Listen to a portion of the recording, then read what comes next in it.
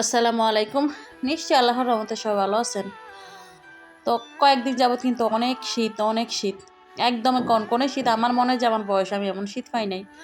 আর হচ্ছে রৌদ্র ওঠে না, তো রৌদ্র না ওঠাতেই মনে হয় যে শীত অনেক বেশি। তো সকালবেলার এই শীতের নাস্তা কিন্তু গরম গরম রুটি ভালো লাগে। তো সকালবেলা গরম গরম রুটি বানাইতেছি আর বাজি। আসলে আমরা যাই খাই, আমার ছেলে আবার দেখা গেছে সকালবেলা রুটি ছাড়া খাইতে পারে না আর কি। ও ভাত খেয়ে অভ্যস্ত না।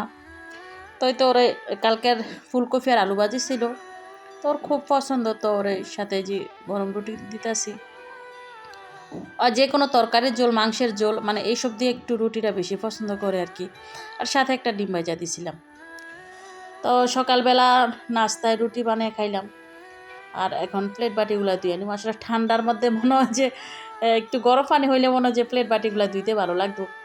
তারপরে কিছু না, আসলে যে কোনো কাজ ফালা রাখলে আমার একদমই ভালো লাগে না। প্রতিদিনের কাজ প্রতিদিন করবো, যখন এটা তখন করে গুছিয়ে রাখবো, ওইটাই ভালো লাগে।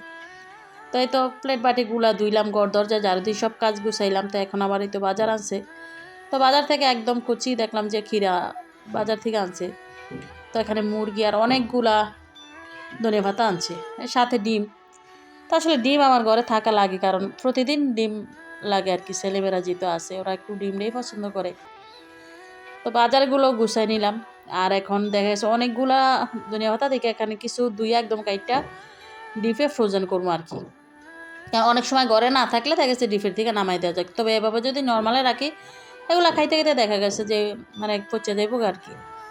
তো এখানে আজকে তেঁতুর টক রান্না করবো ছোটো মাছ দিয়ে, আর মুরগির মাংস রান্না করবো। একদম সব কিছু কাইটা গুছাই নিলাম। তো মুরগির পিসটা একটু বড় করছিলাম, বাইজা রান্না করবো আর কি।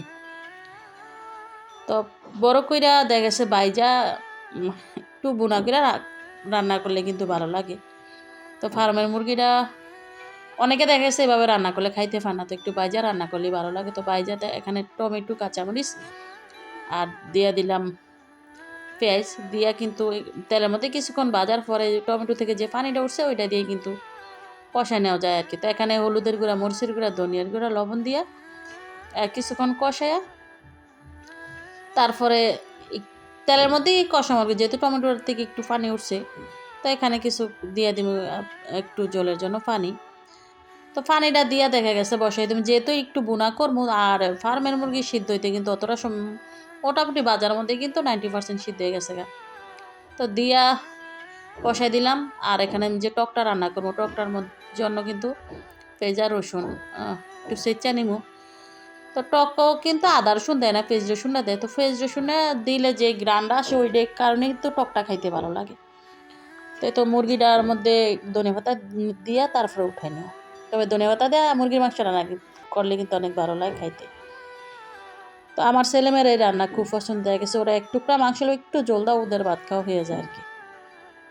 তখন টকটা রান্না করবো। তো তেঁতুর একটু সিদ্ধ করে নিলাম, যেহেতু কাঁচা তেঁতুর।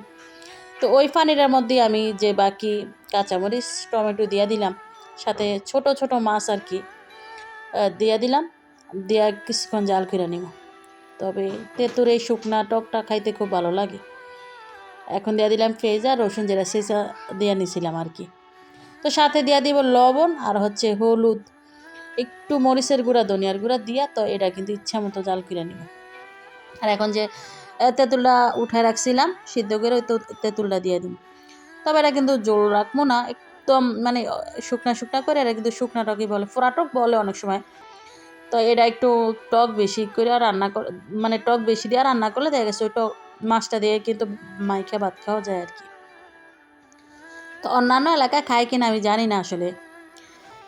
তো দেখেন আমার কিন্তু প্রায় রান্না করা শেষ। তো আসলে শীতের মধ্যে কোনো কাজই হয় না, তবে প্রতিদিনের যে কাজগুলো আমাদের ওগুলা কিন্তু না কইরা থাকা যায় না। তো ধনিয়া পাতাগুলো কিন্তু কাইটা নিচ্ছে, এগুলো বক্সে করে রাখবো। তো ধন্যবাদ সবাইকে, ভালো থাকবেন সবাই, আল্লাহ হাফিজ।